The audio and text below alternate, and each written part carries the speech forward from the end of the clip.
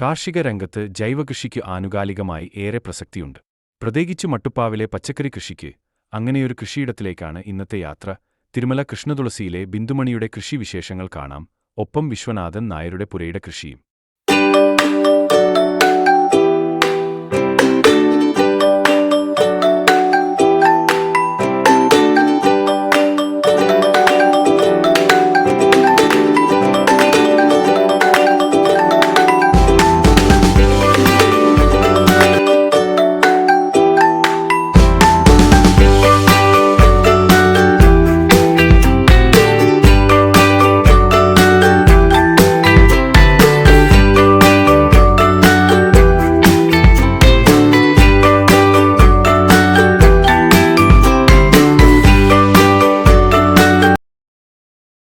ഞങ്ങൾ ഈ വീട് വാങ്ങിച്ചിട്ട് 4 വർഷമായെങ്കിലും ഞങ്ങളിപ്പോൾ ഈ സ്റ്റാൻഡിൽ ഗ്രോ ബാഗിൽ പച്ചക്കറി കൃഷി തുടങ്ങിയിട്ട് ഏകദേശം ഒരു 1.5 വർഷമേ ആയുള്ളൂ.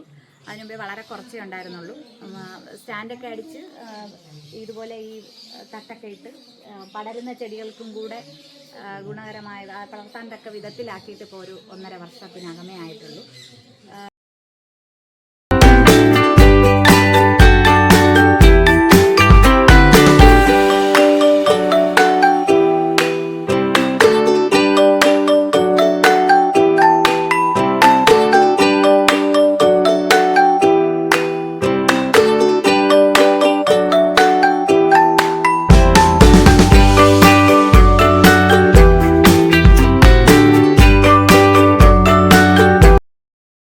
ഇപ്പോൾ ഞങ്ങൾക്ക് വീട്ടിലേക്ക് ആവശ്യമായിട്ടുള്ള ഒരു രാസവളവും ഇടാത്ത, ഒരു കീടനാശിനിയും അടിക്കാത്ത, ജൈവപരമായിട്ടുള്ള, പേടി കൂടാതെ നമുക്കെടുത്ത് കഴിക്കാവുന്ന വിധത്തിലുള്ള പച്ചക്കറി ഞങ്ങൾക്ക് ടെറസിൽ നിന്ന് എല്ലാ ദിവസവും 2 കറിക്കെങ്കിലും ഉള്ളത് ഇവിടെ നിന്ന് കിട്ടുന്നുണ്ട്.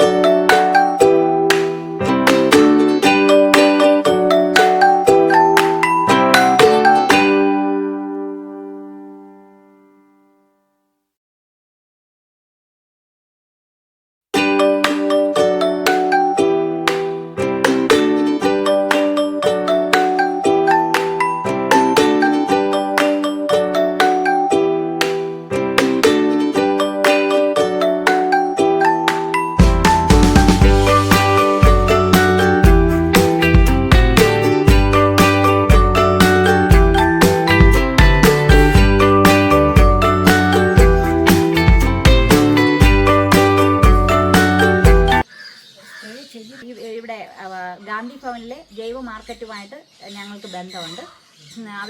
അവിടെ വരുന്ന കൃഷിക്കാരെല്ലാവരും തന്നെ ജൈവപരമായി കൃഷി ചെയ്യുന്നവരുടെ ഒരു കൂട്ടായ്മയായിട്ടാണ് അവിടെ അത് നടന്നു പോകുന്നത്. എല്ലാ ശനിയാഴ്ച ദിവസങ്ങളിലും രാവിലെ 9:30-ക്ക് ഈ മാർക്കറ്റ് സ്റ്റാർട്ട് ചെയ്യും.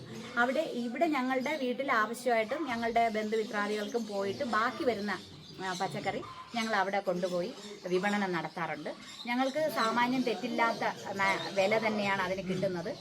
ഒരു വിഭാഗം ആൾക്കാരവിടെ വരുന്നുണ്ട്. പ്രധാനമായിട്ടും രാസവളം ചേർക്കാത്ത പച്ചക്കറി കഴിക്കണമെന്ന് ആഗ്രഹിക്കുന്ന ഒരു ജനത തിരുവനന്തപുരത്തുണ്ട്. അവരവിടെ വന്ന് കൃത്യമായിട്ട് വന്ന് പച്ചക്കറി മേടിച്ചു പോകുന്നുണ്ട്. അത് ഞങ്ങൾക്ക് സന്തോഷമുണ്ട്. 2 കാര്യം. ഒന്ന്, ഏറ്റവും പ്രധാനപ്പെട്ടത് നമുക്ക് ഒരു കർഷകന് അവൻ്റെ കൃഷിക്ക് ആവശ്യമായിട്ടുള്ള, കൃഷി ചെയ്ത് കഷ്ടപ്പാടിനുള്ള ഒരു വില കിട്ടുന്നു എന്നുള്ളത്.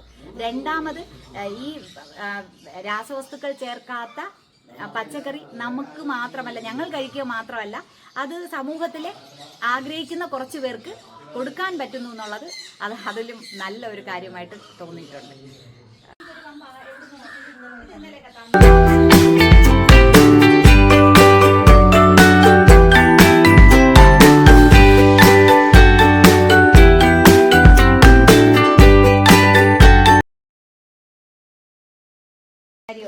പിന്നെ ചുവന്ന ചീര, പച്ചച്ചീര, അതുകൂടാതെ പയറ്, തക്കാളി, വഴുതന, വെണ്ട,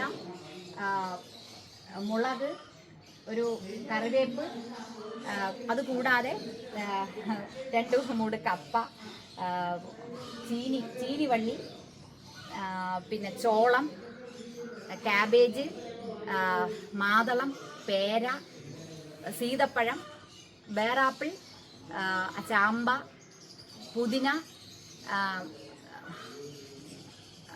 പിന്നെ ആകാശവെള്ളരി, പൊന്നാങ്കണ്ണിച്ചീര. ഇതൊക്കെയാണ് എനിക്ക് ഓർമ്മയിൽ വരുന്നത്. ചിലപ്പോൾ ഇതിലും ഏറെ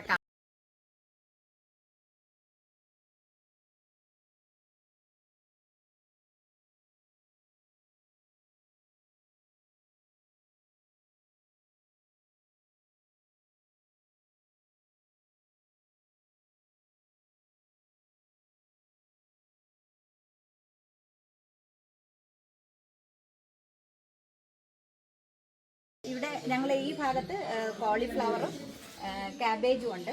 ഇതിന് ഏറെ വെയിൽ കിട്ടണ്ട എന്നുള്ളത് കൊണ്ടാണ് ഈ ഷെയ്ഡിന്റെ താഴേക്ക് നമ്മൾ വച്ചിരിക്കുന്നത്. ഇവിടെ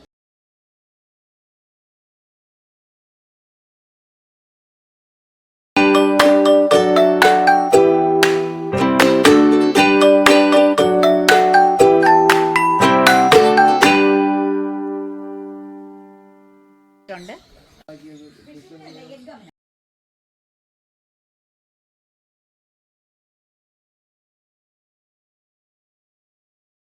ഇനിയും ഇതുപോലെ ടെറസിൽ എല്ലാവരും കൃഷി ചെയ്യാൻ തുടങ്ങിയാൽ കേരളത്തിൽ ഒരാൾക്ക് പോലും മറ്റ് സംസ്ഥാനങ്ങളെ ആശ്രയിക്കേണ്ടി വരില്ല. എന്നല്ല, പച്ചക്കറി മിച്ച സംസ്ഥാനമായിട്ട് കേരളം മാറും.